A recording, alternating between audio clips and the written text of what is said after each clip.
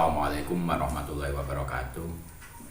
Innal hamdalillah nahmaduhu wa nasta'inu wa nastaghfiruh wa na'udzubika min syururi anfusina wa min sayyiati a'malina wa may yudhlil wa may yudhlil hadiyalah. Assalamualaikum anak-anakku semua, selamat pagi. Semoga kita senantiasa diberi Allah kesehatan, jadikan anak yang soleh dan solehah. Anak-anakku sekalian, untuk PTRPI hari ini adalah melanjutkan materi yang kemarin atau kajian yang kemarin yang menaik tentang iman kepada Rasul-Rasul Allah. Cuma hari ini kita membahas tentang khusus Rasul Ulul Azmi. Mari sebelum kita belajar, kita berdoa dulu agar diberi kemudahan Allah. A'udzubillahi minasyaitonirrajim. Bismillahirrahmanirrahim. Allahumma inni a'udzubika an adilla au udalla au azilla au uzalla au ablima au udlama au ajahala au yujahala alayya. Asyhadu an la ilaha illallah wa asyhadu anna Muhammadar Rasulullah. Rabbi shrah li sadri wa yassir li amri wahlul 'uqdatam min lisani yafqahu qawli. Raditu billahi rabba wa bil islami dina wa bi Muhammadin nabiyya wa rasula. Rabbi zidni ilman nafi'a warzuqni fahma bi rahmatika ya arhamar rahimin. Al-Fatihah. A'udzu billahi minasyaitonir rajim. Bismillahirrahmanirrahim. Alhamdulillahirabbil alamin arrahmanir rahim maliki yaumiddin. Iyyaka na'budu wa iyyaka nasta'in. Ihdinas siratal mustaqim. Shiratal ladzina an'amta 'alaihim ghairil maghdubi 'alaihim waladdallin. Amin. Anak-anakku semua, hari ini kita membahas tentang Rasul Ulul Azmi. Apa itu Rasul Ulul Azmi? Pertama, kita membahas tentang pengertian ulul. Ulul artinya memiliki.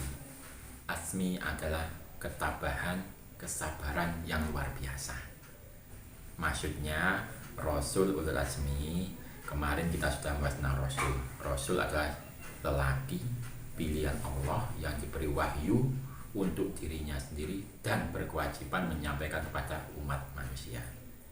Jadi Rasul Ulul Azmi adalah Rasul yang memiliki ketabahan, keteguhan hati, kesabaran dalam berdakwah. Maksudnya karena umatnya ini sangat menentang dakwahnya atau sulit menerima ajarannya. Siapa saja itu Rasul Ulul Azmi?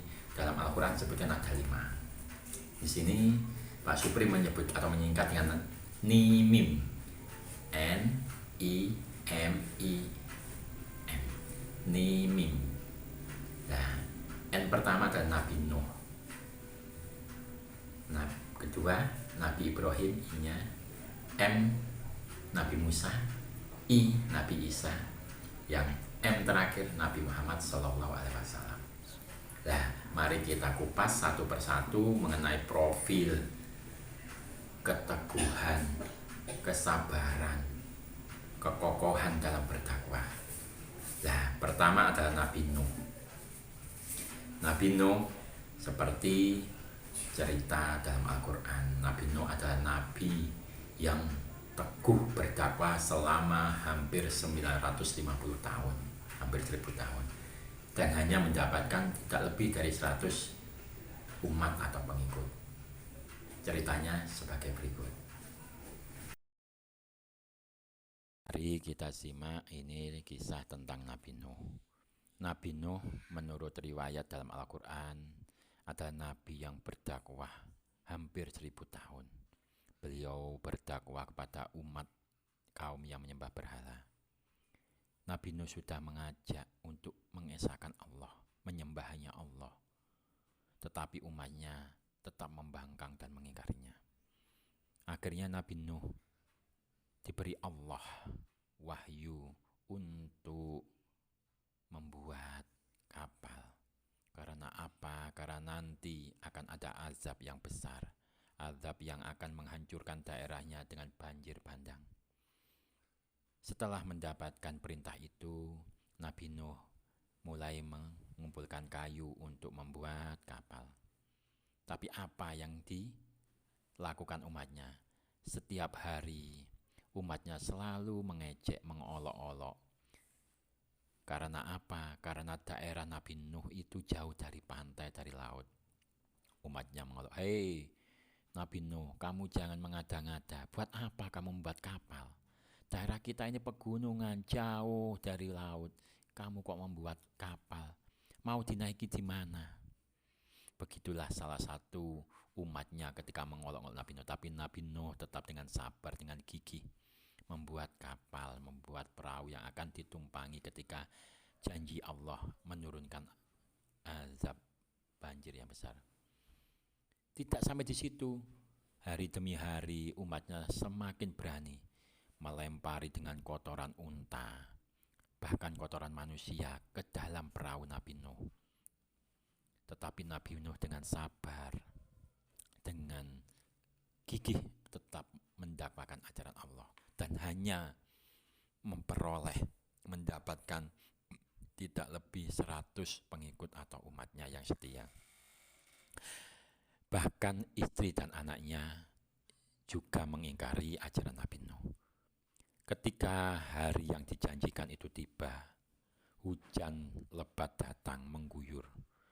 Menurut riwayat hampir 40 hari 40 malam hujan turun tidak berhenti, sehingga daerah di sekitar kawasan penduduk Nabi Nuh itu terendam banjir, terendam air.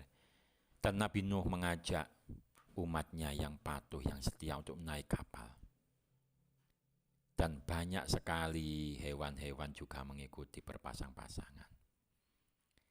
Ketika banjir mulai meninggi, Nabi Nuh melihat anaknya yang bernama Kan'an lari ke puncak gunung dan dirayu oleh Nabi Nuh. "Hai Kan'an, mari ikut kami naik ke atas kapal kami. Niscaya engkau akan selamat." Tetapi apa? Kan'an malah mengelak. "Tidak, aku akan lari ke puncak gunung. Di sana tidak akan terkena banjir." Karena air semakin hari semakin naik, gunung pun akhirnya terendam dan Kan'an pun mati hanyut terbawa banjir. Dan seluruh umat yang ingkar dengan ajaran Nabi Nuh mati binasa. Tetapi yang iman, yang mengikuti ajaran Nabi Nuh selamat. Sampailah perahunya ini berlabuh di Bukit Judi. Nah, perahu kapal besar ini adalah salah satu mukjizat Nabi Nuh yang menyelamatkan umatnya. Nah, itu tadi adalah kisah tentang Nabi Nuh alaihissalam. Sedangkan yang kedua, Rasulul Azmi adalah Nabi Ibrahim. Nabi Ibrahim menurut riwayat dalam Al-Quran atau Syirah adalah Nabi yang berdakwah melawan kekejaman Raja Namrud. Demikian ceritanya. Nabi Ibrahim berdakwah menurut sejarah melawan kekejaman Raja Namrud. Raja Namrud adalah raja yang kejam, yang membuat berhala-berhala begitu banyak dan mewajibkan umatnya, rakyatnya untuk menyembah berhala. Nah, dari sini Nabi Ibrahim berdakwah dengan kokoh, dengan teguh, menghancurkan semua berhalanya. Semua berhala di sekitar Ka'bah itu dihancurkan, dirobohkan. Kemudian ada yang mengetahui dan melaporkan bahwasannya Nabi Ibrahim yang menghancurkan berhala. Raja Namrud pun menjadi marah. Raja Namrud kemudian menangkap dan menghukum Nabi Ibrahim. Nabi Ibrahim akan dibakar hidup-hidup. Nabi Ibrahim dimasukkan dalam api yang sudah bergejolak, membumbung tinggi. Tetapi apa? Ketika Nabi Ibrahim di dalam kubangan api yang membumbung mengejolak tinggi, Allah memberikan mukjizat yang dalam Al-Quran disebutkan, "Ya narukuni bardan salaman ala Ibrahim." Ya api, berilah keselamatan kepada Nabi Ibrahim alaihissalam. Ternyata api yang panas ini sedikit pun tidak bisa menyentuh kulit Nabi Ibrahim. Dan Nabi Ibrahim malah merasa sejuk dan tidak terbakar sehelai rambut pun.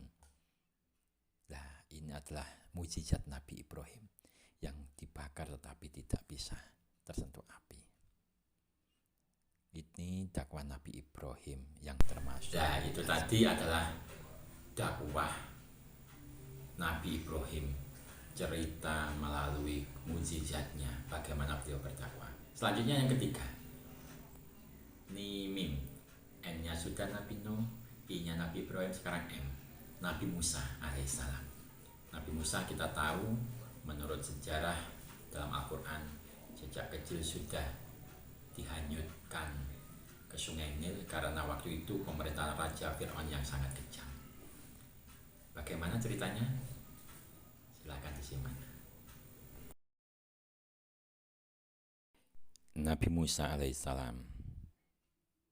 Singkat cerita, Nabi Musa ini berdakwah melawan kekejaman raja yang mengaku dirinya sebagai Tuhan, yaitu rajanya Bani Israel, Raja Fir'aun. Dalam Al-Quran telah disebutkan bahwa Raja Fir'aun adalah raja yang mengaku bisa menandingi kekuatan Allah. Nabi Musa sejak kecil dirawat Raja Fir'aun, bahkan sampai menginjak remaja. Ketika mulai mendapat wahyu, Nabi Musa mengajak umatnya untuk menyembah Allah Subhanahu wa Ta'ala, hanya mengesahkan satu Tuhan. Tetapi Raja Fir'aun malah melawannya. Akhirnya Raja Fir'aun ini memanggil para tukang sihirnya, mengadu kekuatan kepada Nabi Musa. Dan Nabi Musa diberi mukjizat Allah berupa tongkat. Ketika adu kekuatan, para penyihir Raja Fir'aun melempar tongkat-tongkat dan tali temali yang dibawa berubah menjadi ular-ular yang melata, merayap ke sana kemari. Ketika Nabi Musa ditantang oleh para penyihir, beliau berdoa kepada Allah agar diberi kemudahan, kelapangan. Akhirnya atas izin Allah, tongkat yang dibawa Nabi Musa dilemparkan. Akhirnya menjadi ular yang begitu besar yang memakan seluruh ular-ular dari para penyihir Raja Fir'aun. Akhirnya para penyihir itu pun takjub dan beberapa rakyatnya takjub dan mau mengimani Nabi Musa sebagai utusan Allah. Tetapi beda dengan Raja Fir'aun, beliau semakin menjadi-jadi marahnya. Ketika hari telah berganti,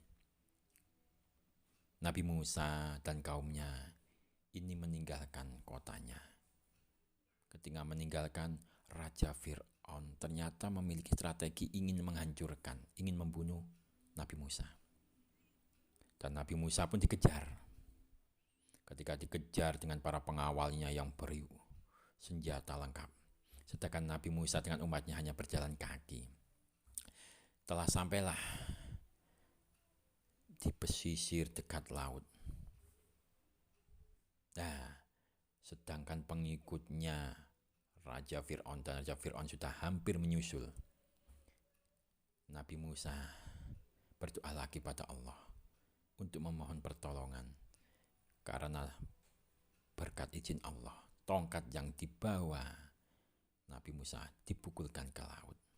Terbelahlah laut itu, sehingga Nabi Musa dengan para pengikutnya bisa selamat menyeberangi laut itu.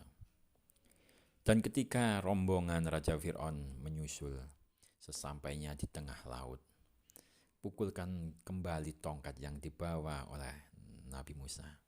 Seketika laut bersatu kembali dan menenggelamkan seluruh raja pasukan dan beserta Raja Fir'aun. Dari cerita ini, mukjizat Nabi Musa adalah tongkat yang bisa berubah menjadi ular, bisa untuk membelah lautan. Dan masih ada beberapa mukjizat Nabi Musa yang lain. Itu tadi adalah cerita tentang Nabi Musa. Selanjutnya, I yang kedua, yaitu Nabi Isa alaihissalam. Nabi Isa alaihissalam, beliau adalah Nabi atau Rasul yang juga sangat gigih, sangat teguh dalam berdakwah, menyebarkan ajaran yang disebut ajaran Nasrani. Tapi tetap beliau adalah seorang Muslim. Maksudnya apa? Mengakui keesaan Allah. Bagaimana ceritanya? Simak videonya. Nabi Isa alaihissalam, salah satu nabi yang begitu agung, nabi yang berdakwah kepada kaum Bani Israel dan membawa ajaran khususnya bagi kaum Nasrani. Nabi Isa alaihissalam ini mengajak umatnya untuk kembali mensucikan tauhid, menyembah hanya kepada Allah, kepada Tuhan Yang Maha Esa. Tetapi umatnya ingkar, bahkan mengejar-ngejar ingin membunuh Nabi Isa. Adapun mukjizat Nabi Isa, salah satunya adalah beliau bisa menghidupkan orang yang sudah mati. Beliau bisa menyembuhkan orang buta, orang yang terkena penyakit lepra, sejenis penyakit kulit.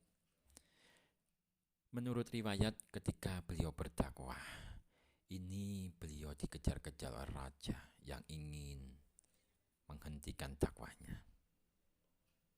Nah, ketika ini beberapa umat atau pengikutnya ada yang mengingkari, sehingga berbohong dan menunjukkan di mana keberadaan Nabi Isa. Akhirnya Nabi Isa ini dikepung oleh pasukan dari kerajaan yang ingin menangkapnya. Tetapi dengan izin Allah, Nabi Isa ditolong Allah dan dinaikkan ke langit. Adapun pengikut yang mengingkari, yang munafik tadi, diserupakan wajahnya oleh Allah, sehingga ditangkaplah oleh para pengawal dari kerajaan dan disalib di tiang salib oleh raja. Ya, setelah kita menyimak bagaimana dakwahnya Nabi Isa alaihissalam, kita sudah sampai di yang terakhir, Rasulullah Jemi Ningin N Nuh I Ibrahim M Musa I Isa, dan yang terakhir M Nabi Muhammad SAW, Rasul terakhir sebagai penutup para anbiya. Nah, ini adalah Rasul yang memiliki kegigihan, keteguhan luar biasa. Sebagaimana diceritakan dalam Al-Quran, sejak kecil sudah yatim, sampai begitu berdakwah melawan kaum yang ingin membunuh, ingin menentang ajarannya. Lebih jelasnya silahkan disimak videonya. Nabi Muhammad SAW adalah nabi yang terakhir, Khatamul Anbiya, adalah penujung para anbiya dan rasul yang ke-25. Beliau adalah nabi yang sejak kecil sudah yatim, sudah mandiri, sudah ditinggal kedua orang tuanya ketika di usia menginjak 6 tahun, ibunya juga meninggal. Nabi Muhammad SAW ini diberi Allah ketabahan, kegigihan, kesabaran dalam berdakwah. Karena apa? Karena pada zaman itu kaum Quraisy khususnya di kawasan Mekah sangat mengingkari ajaran Allah. Banyak umatnya yang menyembah berhala, banyak umatnya yang bermaksiat, yang sudah tidak lagi takut akan azab Allah. Kemudian Allah memerintah Nabi Muhammad memberi risalah wahyu di usia ke-40 tahun. Singkat cerita, Nabi Muhammad ini diberi mukjizat. Mukjizat yang paling agung tentunya kalian sudah tahu, yaitu Al-Quranul Karim, yang terjaga sampai nanti hari kiamat, yang bentuk tulisannya, susunannya seluruh dunia sama.